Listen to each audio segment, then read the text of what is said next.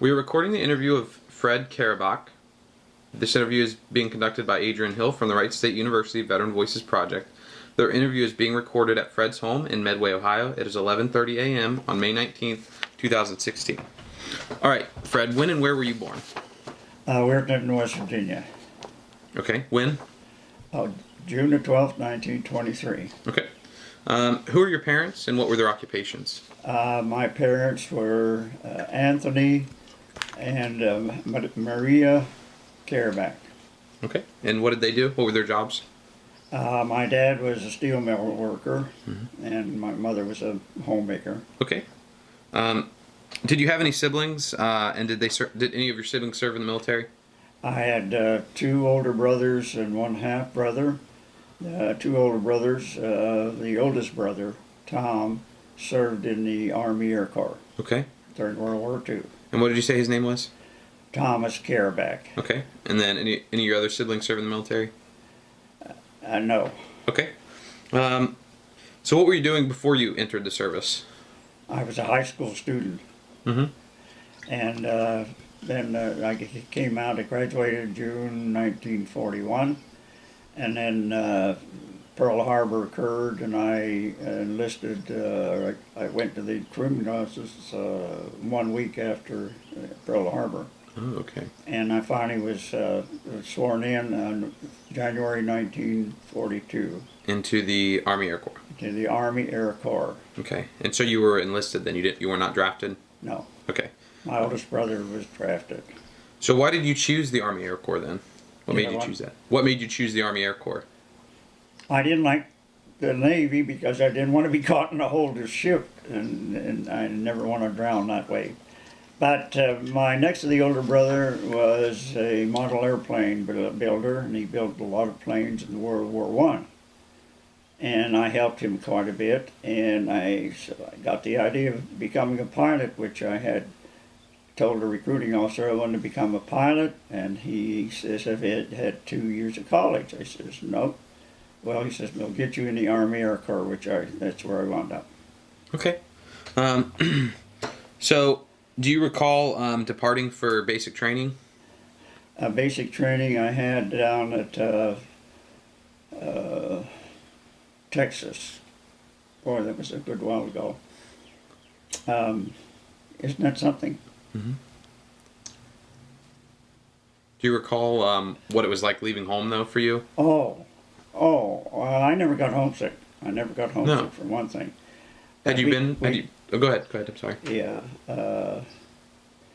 it's almost back. Anyway, we got down to the basic training, and it was being in the Air Corps, we didn't have the standard infantry training there. Mm-hmm.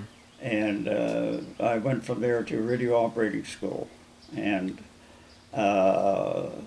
during amongst all the things, I also went through some radar school, and then I wound up in India, and flying the hump over the Himalayan mountains between India and China. Okay. Do you recall what it was like for you when you got to basic training, like dealing with the drill instructors? Do you recall any of that when you first got to basic?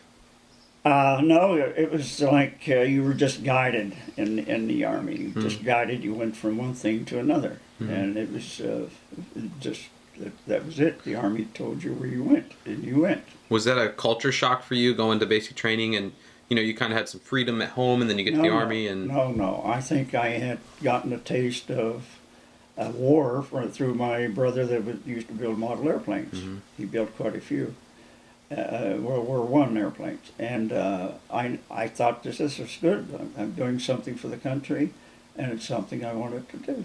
Mm-hmm. So I never had been homesick or anything. Had you been away from home prior to joining the military? Oh yeah, I took a course up at, I was going to work for Glenn L. Martin up near Baltimore, and I got a flu. I took flu there, caught the flu. Mm-hmm. I had to come back home, so I missed that. And it was shortly after that time that Pearl Harbor happened. Mm-hmm. And from then on, I was military-wise. Mm-hmm. So when Pearl Harbor happened, do you recall what kind of emotions you went We through? were all, see, I was on a double date with my buddy, and we wound up with the kid's place. And we got in there, and everybody was listening to the radio, and that was on Pearl Harbor Day, Sunday. Mm-hmm. And it shook us up, very much so. And we took our dates home, and we were glued to the radio from then on. It was murder, and we were all going to volunteer. Mm-hmm. No question about it. So you're feeling Everybody was upset. pretty angry. Oh yeah, Mm-hmm. yes. Yeah, I think I can relate, and I'm sure you can compare it to this too. But on September 11th, I felt the Yeah. same kind of. I was only 10 at the time, but I was mad. Yeah, Yeah. yeah. It was a bad time for us. Bad time. All right. But so we were absorbed and been doing what they told us, and we wanted to get into the service. What we had to do. Mm-hmm. All right. So you talked a little bit about your radio school, the specialized training. What was Yeah. that? What was that specialized training like? Yes. After I'd taken, excuse me, radio operator training, we also had repair capability. Also, I was in a reassignment base at Alpena, Michigan, Mm-hmm. and they said we have a course here that if you go through it, you become an engineering officer. Do you need to answer that? Fine. Okay. We're gonna take a. All right, we're back from a short break of the interview with Fred Karabaich. So, Fred, we were just talking about your specialized training. Yes. They offered I was up at Alpena, Michigan, and they offered us, if we went through the course, we would become engineering officers. And that would mean we'd have to give up our stripes, which I had 3 at that time, and go through a 9-month basic course and then a 6-month advanced course, and we'd go to officer training school and become first or second lieutenants. Okay. That program lasted for 9 months, and then they canceled the program. And the group that I was in was at the University of Michigan, and we were all sent up to Camp McCoy, Wisconsin, which is the 76th Infantry Division. And we were to go through basic training up there. During the training, about 3 months after I was there, I was told that I was going back in the Air Corps because of my radio operator training. And I was going into the Ferry Command. That was changed, and I went into the Air Transport Command and sent to Reno, Nevada, for aerial radio operator qualification. And from there, I wound up in Karachi, India, eventually, and eventually I then became assigned to the hump bases there, the hump being the Himalayan mountains, and we flew from India into China back and forth, and at times we went down to Burma to take up Chinese troops back to China. And so I stayed there until I did my number of hours, and I earned the Air Medal with 1 cluster and a Distinguished Flying Cross. And from there I came back home, and I had enough points eventually to be discharged. Okay. So, you said you served in the Burma, India, China. Yes. Was that the only places was that the location of all your overseas service? That Southeast Asia or Asia theater? I'll put a little qualification to it. That when I first got to India, I flew in a C-47s on basic passenger route from there up to the hump and back. And then one day they told me to stay up there, and I flew over the hump. Now, that was it as far as my overseas. So when I came back, I had 30-day leave, and then was discharged. How long were you overseas? From September 1994 through April 1995. 45? Yeah. Okay. All right.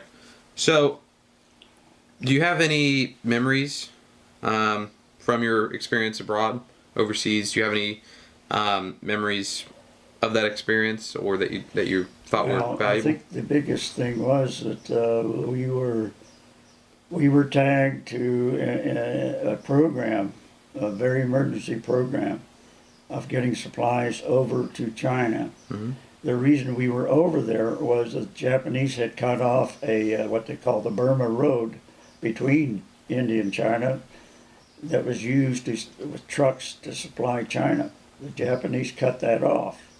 So we had to fly the stuff over the mountains to China. And the basic reason that the emergency was there is there had been plans for quite a while to establish bases in China, air bases in China, to fly over to Japan and do the bombing, which they eventually did with the B-29s. They were stationed in China and did a lot of bombing over Japan. That was the emergency that I got tagged in. Okay. Um, so, did you experience or witness any combat while you were overseas? The only closest to combat we were in, and we were advised to always turn on our ID. There was a box in the back of the plane we had to turn on, which would send out a signal identifying us as an Allied plane to Chinese that were flying fighter planes around at nighttime. Mm-hmm. And at times we would see lights. At times we were worried that the Japanese also were up in the air. So that was the closest. When we did see that in the daytime or got a message through on the radio, if they got message through on the radio, we would go down to the mountains and hug the mountains as close as we can. Mm. Because the Japanese fighters, which most of the time were Zeros, are so fast, they wouldn't come down after us. And that was our only defense. Why wouldn't they come down? Going too fast. Oh, so they don't want to hit the mountain. Okay, so they would hit the mountains. So we'd hug the mountains. Yes. Gotcha. Mm-hmm. Okay.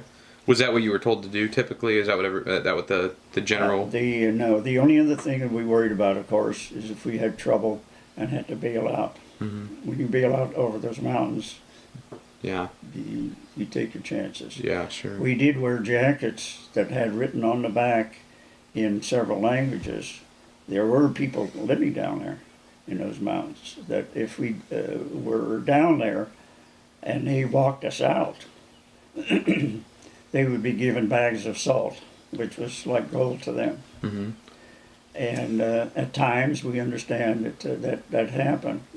The closest I came to bailing out is where one of our engines caught fire.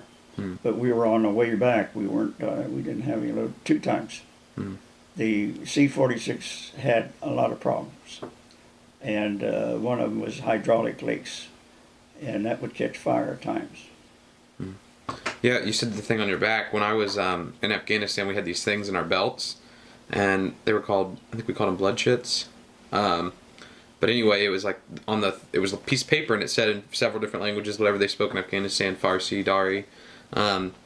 It said like if you return us to like it was in case we got lost or separated from our unit. It said if you return us to an American base, you would be rewarded with gold or whatever. Basically, is what it said in different languages. So it kind of had the same idea back then, I guess. Yes. That did come in handy. We understand. Okay, so what were all your duties? Well. On the C-46, which was a 2-engine plane, you had the pilot, co-pilot, and a radio operator. The flight engineer stayed on the ground. When we flew a mission, it was up to the pilot to put anything in his logbook that needed to be done. So the mechanic work was done on the ground. While I was in the air, I took care of things, very minor things at times. You take care of the chocks on the wheels, you pull those or at them as a need be, and into the tail, and watched fire guard with my fire extinguisher in case one of the engines caught fire when they revved them up.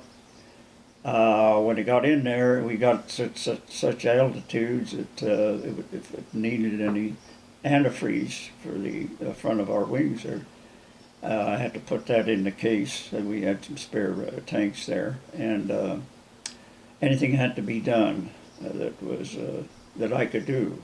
I did. Besides running the radio, the main thing about the radio was you had to call in your position at known spots. They kept a running check on all the planes that flew there, where they were at what time, in case they went down. I had one episode, only one, where I was caught up on my duties and we were coming back, and I was sitting in my radio operator chair and looking out the window down there, and I saw a flare go up. So we called it in as a rescue effort. And what they did then, the rescue outfit would go over there and drop medical people and then help them walk out. Oh, okay. Gotcha. So, when do you ever have any other experiences while you're on the radio besides just calling checkpoints or anything like that that you kind of thought were that are memorable to you while you're working on the radio? And any other that would qualify me for what? Well, not qualify you for anything, but just anything that's memorable to you. Do you have any memorable experiences while working on the radio? Kind of stand out. That was my biggest area. Was there every once in a while, if I knew the pilots, they would let me fly the plane. Oh, really? That's pretty cool, huh? It had to be very steady, and it was very, very sparse. The weather over the mountains was terrible. It would change almost on a dime. We always had clouds, it seems like. And Mount Everest was 29,000 feet. We flew at 17,000. And so quite a few of the mountains looked like they were just as tall as Mount Everest. And that was our northern route. We didn't take that route very often. They had other bases flying over the mountains with different planes. And it got to be quite a tour there. Okay, so from that, the fact that I had become a radio operator, I learned a lot about electricity. And it wound up that I took the VA bill, and when I came back, I became an electrical engineer. Oh, okay. Yeah, we'll touch on what you did after the service here in a minute. I wanted to finish up with your overseas experience. So, did you ever see? I know you guys mainly did supply missions, correct? What? I'm sorry. You mainly did like supplying type missions, where you supplied the supplies back and forth, correct? Supply. Did I see Rex? No. I'm sorry. No, you're fine. Was your main mission while you were overseas was you guys were transporting supplies, correct? Yes. Okay, so did you ever come into contact or see any, destruction or anything like that from the war? Did you ever get to see any of that? We were always faced with the Japanese coming up to bomb our bases in China, for one thing. They never got over to India. But we had what they call three-ball alert. On our way over, it would come over the radio, 1 or 2 or 3 ball. If it's 3 ball, the Japs are bombing. So then they would send us to another base. Then, so that when we go, the main base in China was Kunming. This is in the western side, and every once in a while we'd come over, and the pilot would have to change the course and go to one of our bases over there. And we would go in and see the damage done, by the bombs. Mostly they'd bomb the runways, and that kept us from landing at these bases. They tried to do it all the time. Okay. There was one event that we, when I first got to Karachi, India, flying at C-47, and then he put me on the C-46, we had some big tires. We flew to a base that was guarded there, and it was the first time that I saw the B-29 bomber. And it was nighttime, and they wouldn't let us go up to see the bomber. We could see it from the air. We landed, but they kept us in the field. And they eventually those planes were sent up to the base in China, and the Japs trying to bomb there, but they couldn't get up there. It was after the Flying Tigers were disbanded. Oh, okay. We did fly some stuff into what was left of the Flying Tigers. Okay.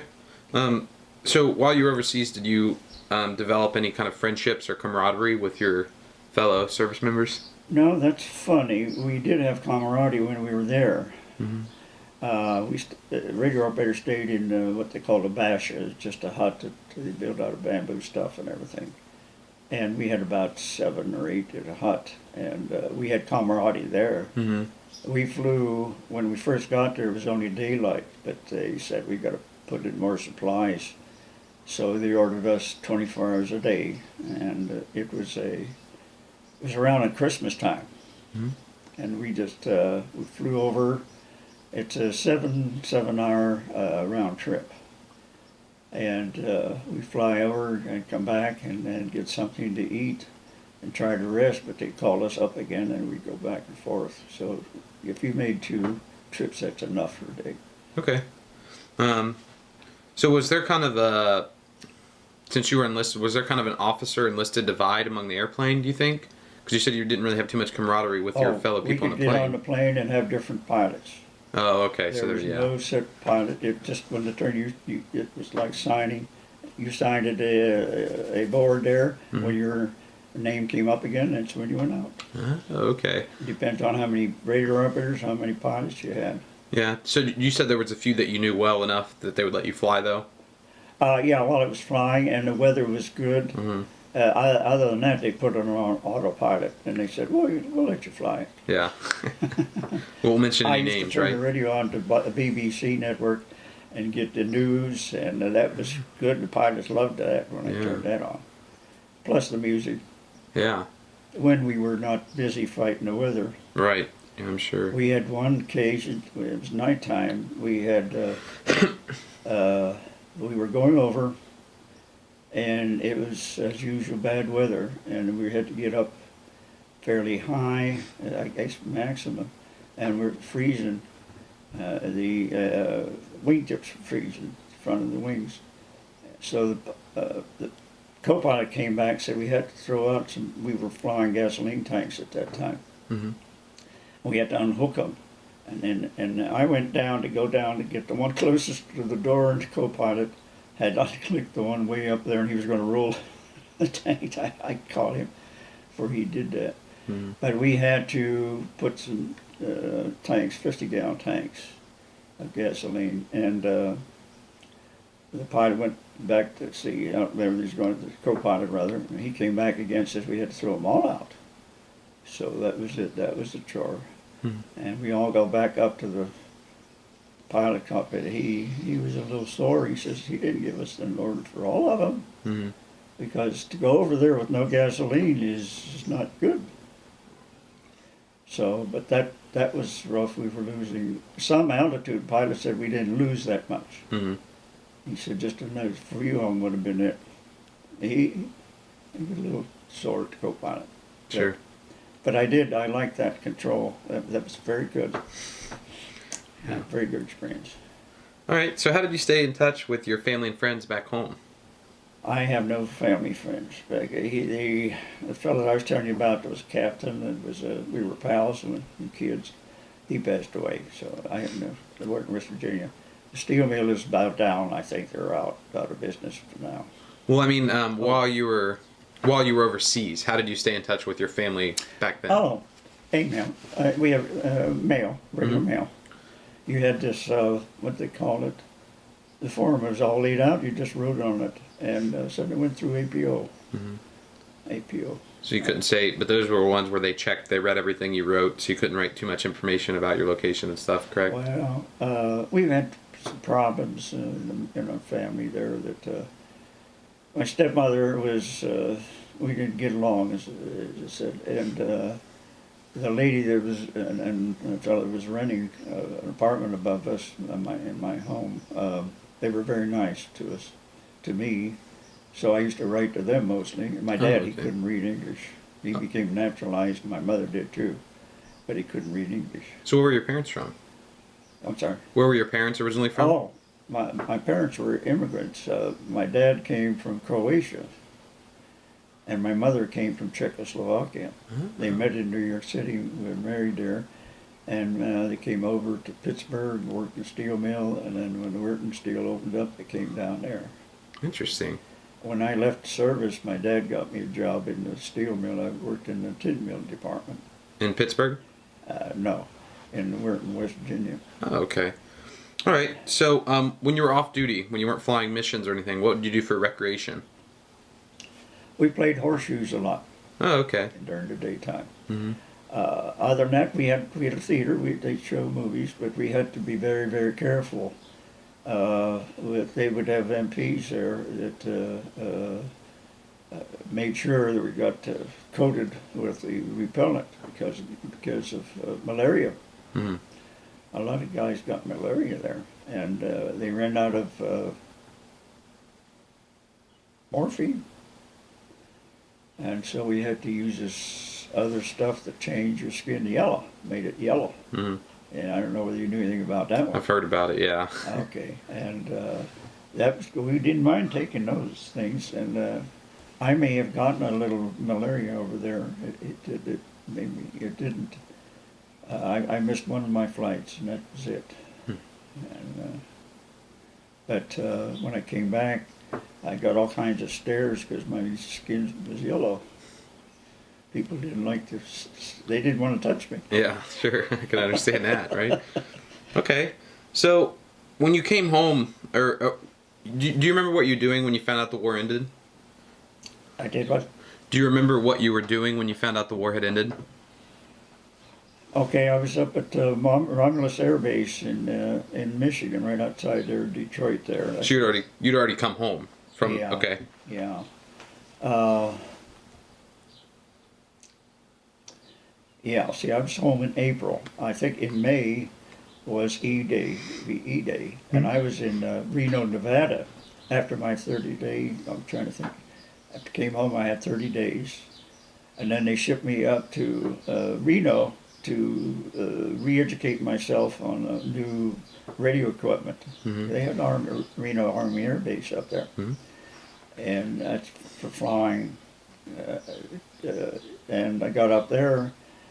Forgotten how long, and then we had BE Day. I was in Reno, Nevada, and they had quite a bit of entertainment and stuff. Yeah, sure. Up there.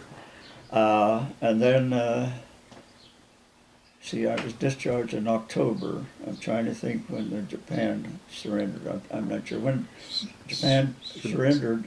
It's in September, wasn't it? Anyway, I think I was September. home then. Yeah. Okay.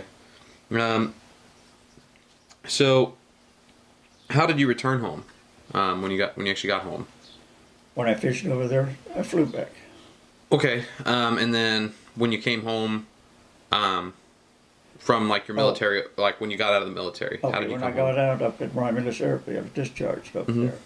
there. First thing I did, I came home and I had some leave there, and then my dad got me a job in a steel mill. Okay. And I went up there and in the tin mill department where they coated sheets of tin with various things. You put it through for various type of liquid, and it would go through an oven. Mhm. And I used to be puller at the end. They gave me the heavy load job. It just about killed me first. I wasn't used to it, laying around waiting to get discharged. Mhm. But I got into pretty good shape there. Meanwhile, I went up to Carnegie Tech and put in my application to go to engineering school there. And they were filled up with that, so I had to keep working. And then my oldest brother called and says, come up to Baltimore. They accepted me at Johns Hopkins electrical engineering, so I went up there and I got my degree there. Okay. So do you think that you readjusted from the military to civilian life pretty easily? It didn't take me long, but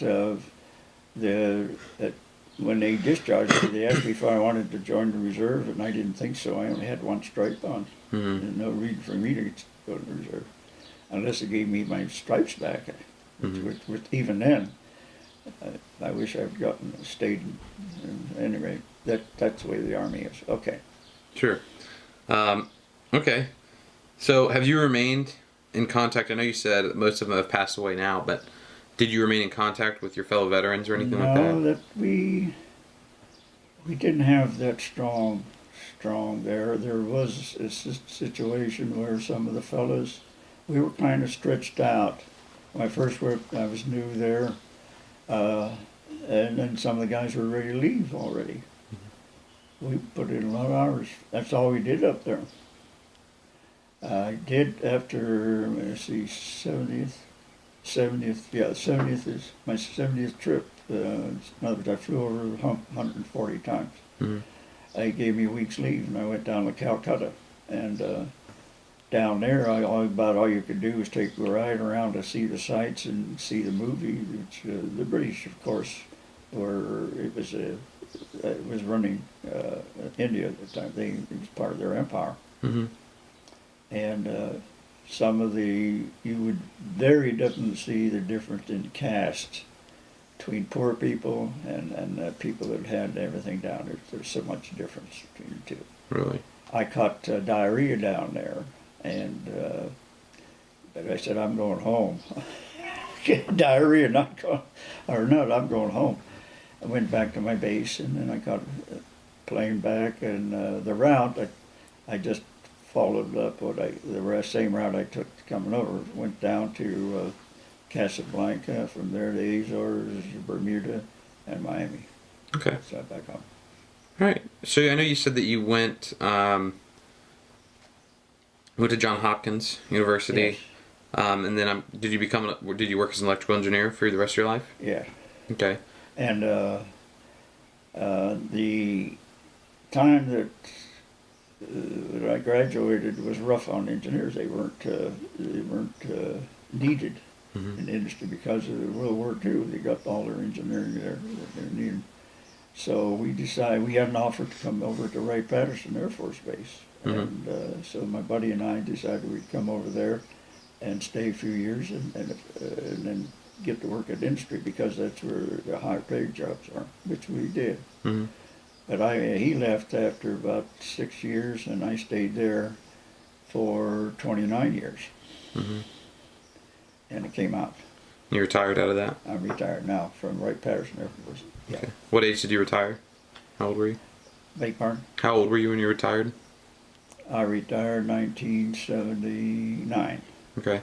I've been retired for a while. Yeah. So, okay, I'd be 56 years old. I was 56. So what have you been doing since then to occupy your time?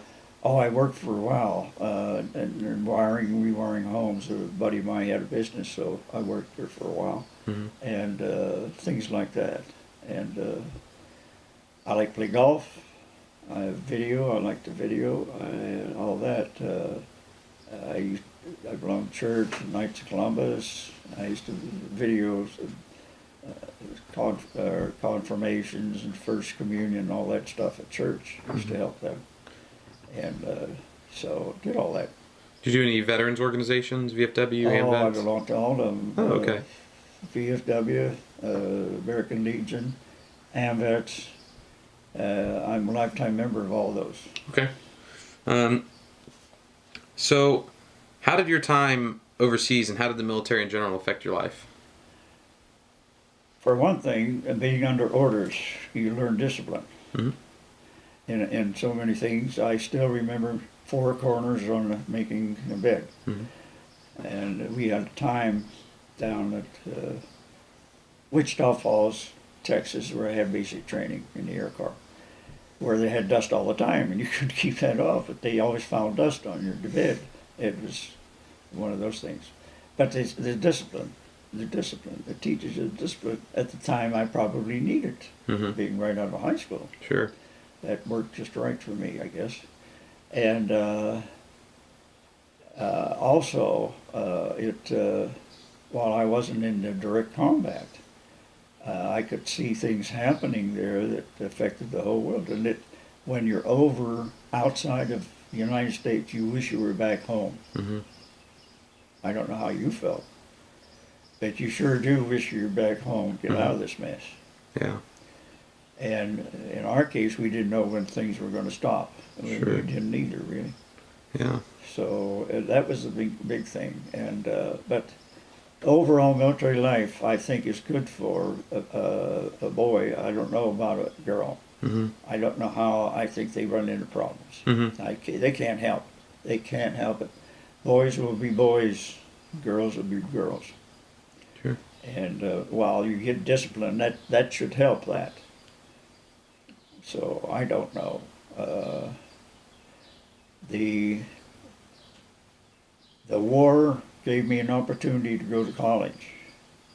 I could never go into it with what my father made. And my older brother, he wanted to go, but my father couldn't afford it. So I went through college. I had experience there, not in college, but when I got out and working at Wright Pat, a year after I got Wright Pat, I came in here 1949. They sent me over the atomic bomb tests using our equipment. So that was the kingpin of excess events in my life, to watch those things take off. And I had one case where there was an talk out there in the Pacific. Mm-hmm. One case where the cloud changed direction and came over on our island, and we were taking showers off and on all day long. And luckily, I didn't have any results of it. Some people did. Radiation. Mm-hmm. And that I was also in another atomic bomb test in 1950 at Las Vegas. So those things I would never have been able to get into were not for the war. Mm-hmm. Sure. Okay. So, is there anything that you'd like to leave, since this is going to be at the Library of Congress, any message you'd like to leave for future generations who might view this video? Future generations, I think I've stressed that military life is good. You'll have your ups and downs. I go by motto, never volunteer for services. That's a good motto to have in the military. Yes, that was a case, though. The general up in Washington needed bodies, and we were in the Army. You do what the general say. And so things can happen in the Army that you may not like. Mm-hmm. Or in the services, let's put it that way. All services, I think, have similar problems. But I never regretted being in service for service sake. I thought that was a very good experience. Okay. Is there anything you feel like we haven't discussed that should be added to the interview or anything? I think we pretty well covered things. Yeah. I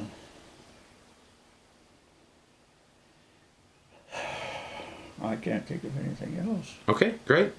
Well, thank you, Fred, for doing the interview, and thank you for your service. You're very welcome.